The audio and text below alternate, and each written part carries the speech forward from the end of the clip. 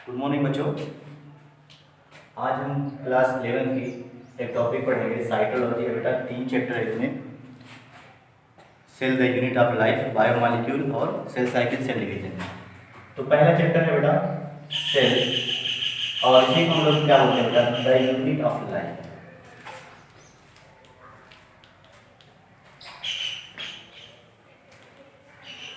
इसका मतलब समझ में आ रहा है, द यूनिट ऑफ लाइफ यानी ये है बेटा जीवन की इकाई। यूनिट मतलब इकाई, सबसे छोटी इकाई। Cell the unit of life ये चैप्टर का नाम है। आइए समझ में। आइए सबसे पहले पढ़ते हैं डिस्कवरी ऑफ सेल, यानी सेल की डिस्कवरी किसने किया। जो छोटा छोटा पॉइंट है उसको हम पढ़ लेते हैं। डिस्कवरी ऑफ सेल यानी कोशिका की खोज किसने की। 2 साइंटिस्ट हैं इस पर। एक साइंटिस्ट है बेटा जो सबसे पहले इसे खोजा, वो है रॉबर्ट हुक साहब।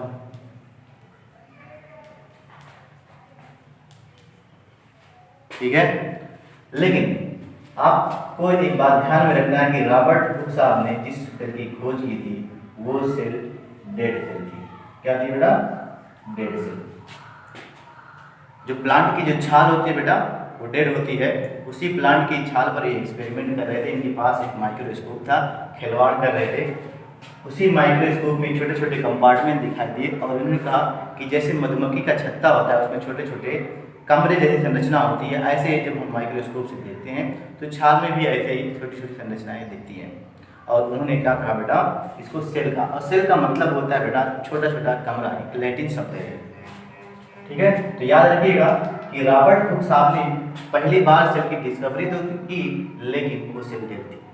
कभी क्वेश्चन आ जाए कि बताइए फर्स्ट लिविंग सेल की डिस्कवरी किसने की, तो एक साइंटिस्ट और है बेटा, ल्यूवेनहाम। थोड़ा सा नाम इसका जो है ल्यूवेनहाम, LEEUVENHAM।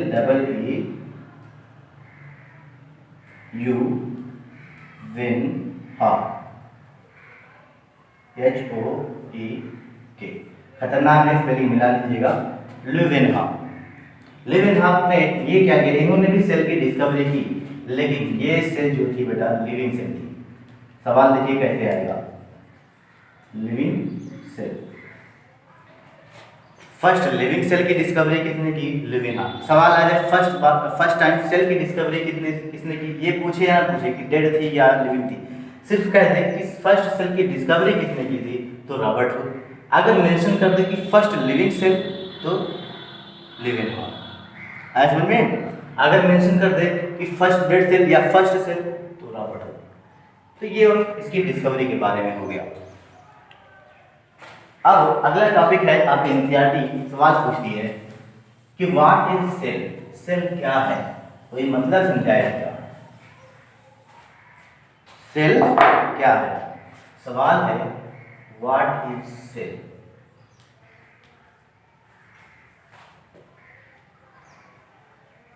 देखिए बेटा, ये आपके एनसीईआरटी का 8वां चैप्टर है। मैं इसको इसलिए पढ़ाता हूँ क्योंकि आप बायोलॉजी पढ़ रहे हो, और बायोलॉजी में यानी बायो को आप जीवों को क्या कर रहे हो, स्टडी कर रहे हो। और जीव किससे बना होता है? आप जानते हो कि छोटे छोटे ऑर्गेनेल मिलते हैं तो एक सेल का निर्माण होता है, और वो मिलते हैं टिश्यू का निर्माण होता है, वो मिलते हैं तो आर्गन मिलते हैं तो आर्गन सिस्टम, और आर्गन सिस्टम मिलते हैं तो ऑर्गेनिज्म यानी जीव का निर्माण होता है। तब हम उसको स्टडी करते हैं, अध्ययन करते हैं। अगर हम उसकी छोटी छोटी चीज़ों को नहीं जानेंगे, यानी सेल क्या है, टिश्यू क्या है, ऑर्गन क्या है, ऑर्गन सिस्टम क्या है, तो जीवों को नहीं अच्छे से पढ़ पाएंगे। जब बहुत बार ऐसे टर्म आएंगे आपको कंफ्यूजन रहेगा, तो इसलिए आपको ये चैप्टर पढ़ाना जरूरी है। बेसिक चीज़ है बेटा, ठीक है। व्हाट इज सेल पूछा गया, सेल क्या है, तो क्वेश्चन के रूप में और हेडिंग के रूप में दोनों में आप लिख सकते हो सेल क्या। तो वैज्ञानिकों ने जवाब दिया कि सेल वह छोटा सा छोटा स्ट्रक्चर है, सेल वह छोटा सा छोटा स्ट्रक्चर है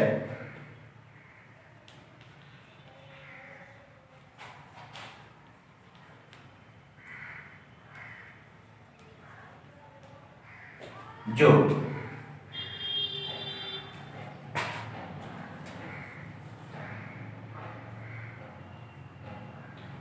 जो इंडिपेंडेंट, क्या होगा, इंडिपेंडेंट एग्जिस्टेंस हो जिसका,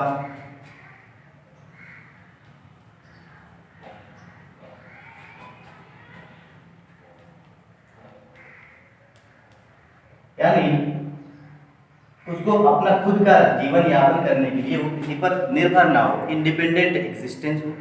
और आप जानते हो खुद का जीवन बचाए रखने के लिए बहुत सारी जैविक क्रियाएं करना पड़ता है, ठीक है। तो वही कहा गया अगला पॉइंट कि इसके लिए जो भी करना हो वो कर सके, perform essential function of life।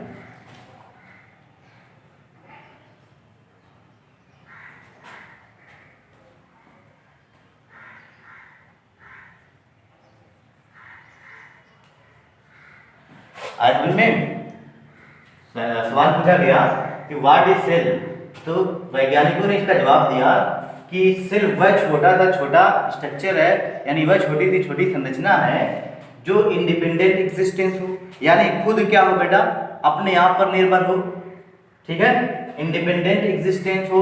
और दूसरी बात, perform essential function of life की, यानी जीवन की सभी क्रियाओं को वो करती है, और ये सभी क्रियाओं को करने के लिए किसी दूसरे पर निर्भर ना हो, तो वो क्या होगी बेटा, वो छोटी सी संरचना सेल होगी। अब देखिए, आप जानते हो कि वायरस, कंफ्यूज रहते हो कि वायरस, सवाल कोई पूछ लेता है, आसान सा सवाल पूछता है कि वायरस बताइए लिविंग है कि नॉन लिविंग,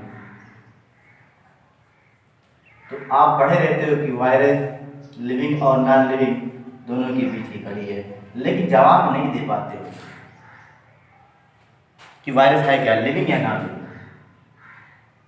तो कहते सर दोनों है, नहीं दोनों कैसे है भाई, वायरस के पास कोई भी ऐसी चीज नहीं है कि ये क्या कर सके भाई, अपने आप पर निर्भर हो। और दूसरी बात, ये कोई ऐसा काम नहीं कर पाती है जो सजीव करते हैं, जैसे रिस्पायरेशन हुआ और जो है बहुत सारी जैसे केमिकल रिएक्शन हुई, नहीं होती है जब तक ये दूसरे लिविंग सेल के अंदर ये इंटर ना कर जाए। ये लिविंग सेल के अंदर जब तक इंटर नहीं कर जाएगा तब तक ये कोई जैविक क्रिया को नहीं कर पाएगा, यानी इसके अंदर जो जेनेटिक मटेरियल है, डीएनए हो चाहे आरएनए हो, ये इसका डीएनए आरएनए डुप्लीकेट नहीं कर सकता।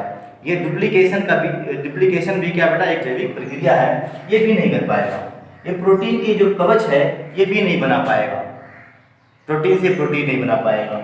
तो ये सब काम तब कर पाएगा जब एक सेल के अंदर जाए, यानी ये डिपेंडेंट है किसी दूसरे पर। तो हमने कहा था सेल वह छोटी संरचना है जो क्या होता, इंडिपेंडेंट, जिसका खुद का एग्जिस्टेंस हो, किसी पर निर्भर ना हो और जीवन के लिए सभी क्रियाओं को खुद करती हो, तो वह छोटा क्या होगा बेटा, सेल होगा। आया समझ में? यही कारण है कि हमने वायरस को क्या, हम लिविंग नहीं बोलते हैं, कि वायरस इंडिपेंडेंट नहीं होता, यानी खुद पर निर्भर नहीं होता, उसको जैविक क्रियाओं के लिए लिविंग के अंदर इंटर करना पड़ता है। लिविंग के अंदर जब जाता है तब वो लिविंग के जैसे कैरेक्टर को शो करने लगता है। तो वायरस जब सेल के बाहर, यानी लिविंग सेल के बाहर, तब वो डेड, लिविंग सेल के अंदर तब वो लिविंग। आए समझ में? अब देखिए अगला पॉइंट जो था, अगला पॉइंट जो है, अच्छा एक चीज और लिखी गई कि सेल की डेफिनेशन अब आगे कि सेल क्या है। तो सेल इज द फंडामेंटल मतलब बुनियादी, ठीक है, फंडामेंटल स्ट्रक्चरल, संरचनात्मक एंड फंक्शनल यूनिट। ये देखिए जो अभी हमने बताया सेल क्या है, उसी के आधार पर एक पॉइंट बना कि cell is the fundamental structure and functional unit of life, ठीक है, ऑफ लाइफ। सेल क्या है, कोशिका क्या है बेटा, सेल या कोशिका एक आधारभूत कार्यात्मक और संरचनात्मक इकाई है, ठीक है, जीवन की। इससे छोटी कोई भी संरचना नहीं हो सकती जो लिविंग हो। अब ये तो हो गई सेल की definition. Cell is the fundamental structure and, यानी ये किसी का स्ट्रक्चर भी बनाती है और यही फंक्शन भी करती है, काम भी करती है। मान लीजिए मेरे अंदर, मेरे शरीर के अंदर बिलियंस ऑफ सेल होंगी, कितने होंगी, ठीक है, अरबों सेल होंगी, और वो अरबों सेल में ऐसा नहीं कि कुछ ही सेल काम कर रही हैं, प्रति एक सेल जो लिविंग है वो काम कर रही है, और प्रति एक सेल कोऑर्डिनेटेड है, एक दूसरे पर निर्भर है और किसी काम को करने के लिए। प्रति एक सेल जब थोड़ा थोड़ा काम करते हैं तो पूरा शरीर जो है वो बैलेंस बना रहता है और चलता रहता है, जिसकी वजह से हम क्या होते हैं बेटा, लिविंग बने रहते हैं। तो प्रति एक सेल हमारी संरचना को भी बना रही है। इतनी सारी सेल है तो हमारा हाथ है, उंगली है, सब कुछ है, संरचना बनाती है हमारी, और दूसरा काम भी कर रही है हमें लिविंग बनाए रखने के लिए, है कि नहीं। तो स्ट्रक्चर एंड फंक्शनल यूनिट है बेटा, याद रखिएगा। अब अगला पॉइंट है बेटा सेल थ्योरी के बारे में। सेल थ्योरी क्या है, यानी कोशिका सिद्धांत क्या है, सेल थ्योरी।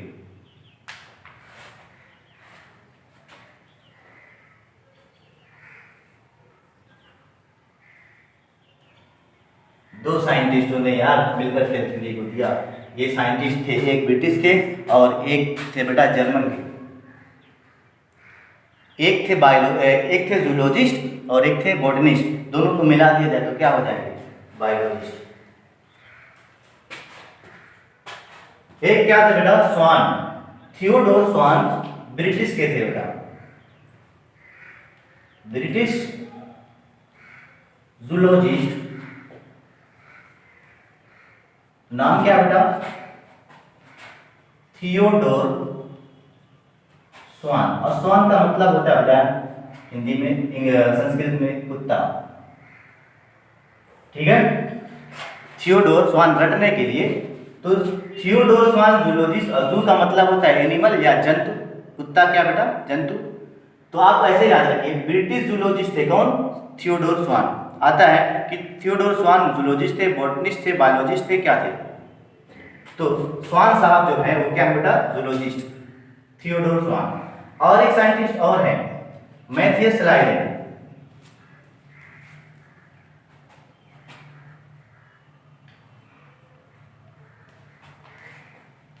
मैथियस स्लाइडेन, ये बेटा जर्मनी के हैं। कहां के हैं, जर्मन बॉटनिस्ट, ठीक है। ये 1839 में आए, और ये कहाँ गए भाई साहब, यहाँ ये 1839, थोड़ा सा आर्डर उल्टा हो गया, इसको मुझे पहले लिखना चाहिए था। खैर ये 1829 में आया, ये 1839 में। दोनों ने मिलकर क्या दिया, सेल थ्योरी को दिया। क्या दिया बेटा, सेल थ्योरी को, थियोडोर स्वान और मैथियस स्लाइडेन। स्लाइडेन और स्वान ने मिलकर क्या दिया बेटा, सेल थ्योरी दिया, कोशिका सिद्धांत दिया। रट लीजिए क्या क्या कहा इन्होंने। देखिए जो स्लाइडेन थे,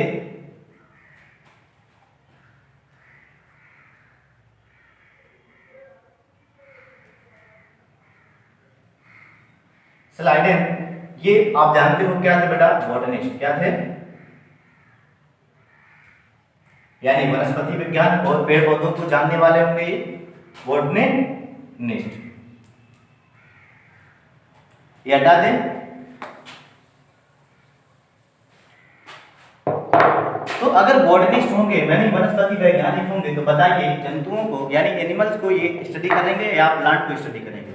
तो कॉमन सेंस यहाँ आपका काम कर रहा होगा कि प्लांट को ही स्टडी कर रहे होंगे। इन्होंने बहुत सारी कोशिकाओं को, बहुत सारे प्लांट को देखा। क्या देखा, बहुत सारे प्लांट को कट करके, पत्तियों को, उनके स्टेम को कट करके, रूट को, उनके सब कुछ भागों को कट करके अच्छे से अध्ययन किया और देखा। क्या देखते हैं कि प्लांट का शरीर बहुत सारी कोशिकाओं से मिलकर बना हुआ है। क्या, प्लांट का जो शरीर है बहुत सारी कोशिकाओं, एक कोशिका से नहीं कि एक कोशिका पहले बने और वही फूलते जा रही है, बनते जा रही है, नहीं। प्लांट का जो शरीर है, प्लांट का जो बॉडी है, वो बहुत सारी कोशिकाओं से मिलकर बना है। किसने बताया भाई? स्लाइड में। हालांकि इन्होंने प्लांट को स्टडी किया, बताया, लेकिन सबके बारे में कहा कि कोई भी ऑर्गेनिज्म हो, उसका शरीर, उसका बॉडी जो है वो बहुत सारी कोशिकाओं से मिलकर बना होता है। अब फिर देखिए इसके बाद जो है श्वान सांप जो है, श्वान सांप क्या कह रहे हैं? चाहिए जूलॉजिस्ट है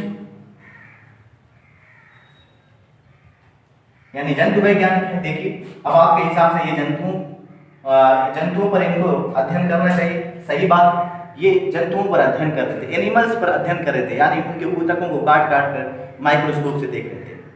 माइक्रोस्कोप से जब देख रहे थे तो एक चीज पाए। इनसे पहले तो ये बोल चुके हैं इनके साथी साहब स्लाइडर में।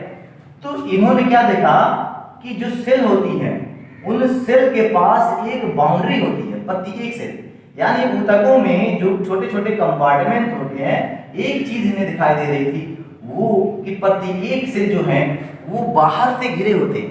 क्या कर रहे हैं? बाहर से घिरे रहते हैं। इन जंतुओं के ऊतकों में क्या कर रहे थे? अध्ययन कर रहे थे। इन्होंने देखा कि प्रत्येक सेल बाहर से किसी बाउंड्री के द्वारा क्या घिरा हुआ है। अब इनका दिल नहीं माना। है क्या बेटा? जूलॉजिस्ट यानी जंतु वैज्ञानिक प्लांट पर पहुंच गए। आइए देखते हैं कि प्लांट में भी ऐसा कुछ दिखाई दे रहा है क्या। प्लांट की कुछ कोशिकाओं को लिया, टिश्यू को लिया और उनको भी देखा, तो वो भी बेटा ऐसे ही कुछ स्ट्रक्चर उनमें भी मिला कि इनके पास भी एक बाहर आउटर बाउंड्री है। जैसे एनिमल के सेल के बाहर एक बाउंड्री होती है, ऐसे प्लांट के कोशिका के बाहर चारों तरफ बाउंड्री है, लेकिन ये बाउंड्री थोड़ा डिफरेंट है इससे। ये बाउंड्री थोड़ा सा अलग है इस बाउंड्री से। अच्छा, इस बाउंड्री को इन्होंने बता नहीं पाया, नाम नहीं दे पाया। आज इस बाउंड्री को हम एक नाम से जानते हैं बेटा, प्लाज्मा मेम्ब्रेन। किस नाम से जानते हैं? Plasma membrane. इन्होंने कहा कि ये प्लाज्मा मेम्ब्रेन जो है इसी सेल के द्वारा बनाई गई है, इसी सेल का उत्पाद है जो चारों तरफ इस सेल को घेरे हुए है।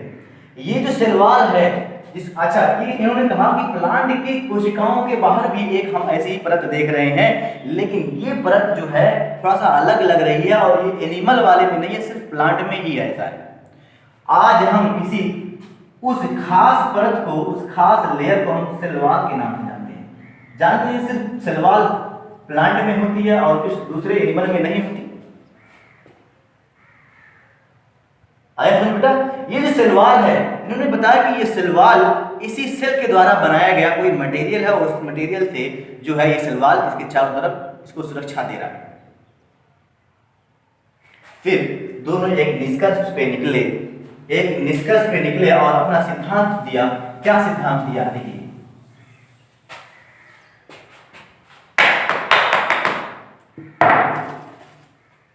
सिद्धांत ये दिया, सेल थ्योरी। क्या कहा इन्होंने कहा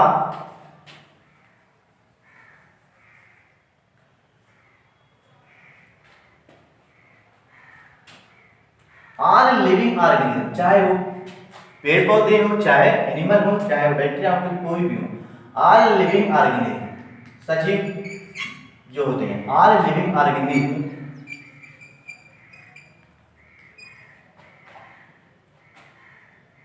are composed of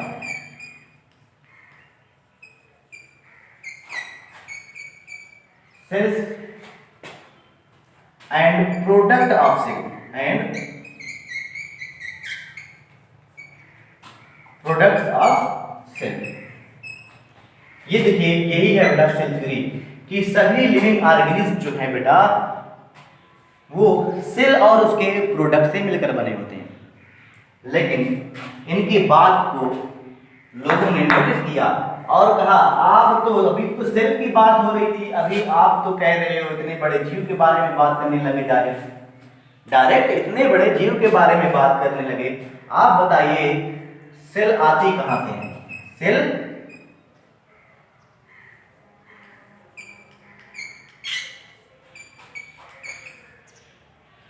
कहां से हैं।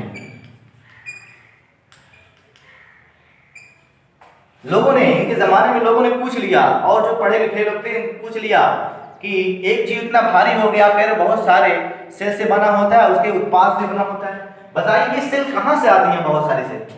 ये चुप हो गए दोनों साइंटिस्ट, कुछ ना जवाब दे पाए। इसके बाद एक साइंटिस्ट आए, उससे थोड़े दिनों के बाद, कुछ सालों के बाद 1855 में बेटा Rudolph Perkin,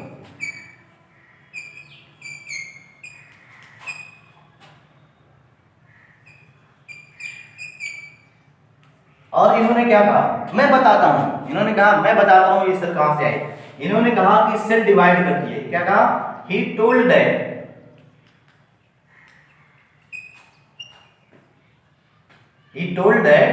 cell divided, cell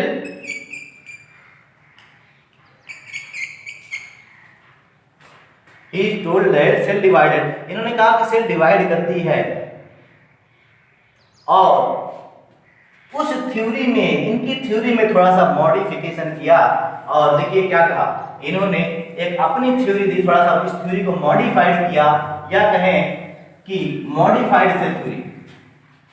तो मॉडिफाइड जो सेल थ्योरी है वो किसने दिया, रुडॉल्फ पर्किन ने।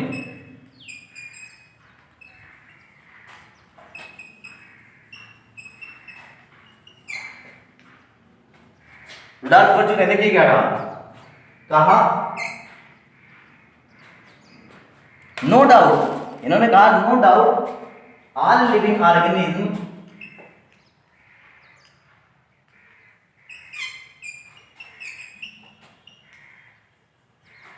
आर कंपोज्ड ऑफ सेल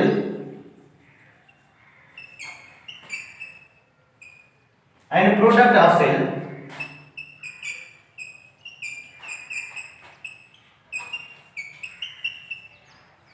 इन्होंने कहा, एकदम सही कहा इन्होंने, तो साइंटिस्टों ने एकदम बिल्कुल सही कहा है कि सभी जीव जो होते हैं वो सेल और उसके उत्पाद से बने होते हैं, कोई शक नहीं। लेकिन जो नई नई जो सेल आती हैं,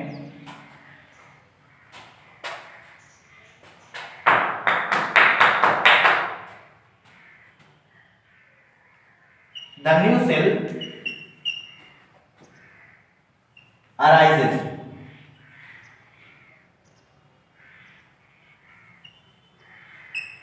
from pre-existing, पहले से उपस्थित,